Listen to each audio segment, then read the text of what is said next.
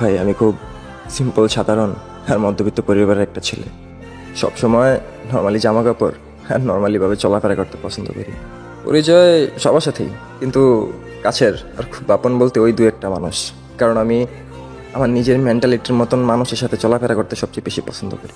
আত্মীয় স্বজনদের সাথে তেমন একটা যোগাযোগ আমার নাই, ধরতে গেলে এক প্রকারের যোগাযোগ বন্ধ। কারণ মধ্যবিত্ত পরিবার, তাদের সাথে তাল মিলিয়ে চলার মতন স্ট্যাটাস আমার নাই। আর একটা মধ্যবিত্ত পরিবারের সন্তানের কাছে তাদের আত্মীয় স্বজন কী এটা শুধু তারাই ভালো জানে। দামি জিনিস আর শখের জিনিসের প্রতি আবদার এসব আমার ভিতরে নেই, কারণ সবার সাথে তাল মিলিয়ে আমি চলি না।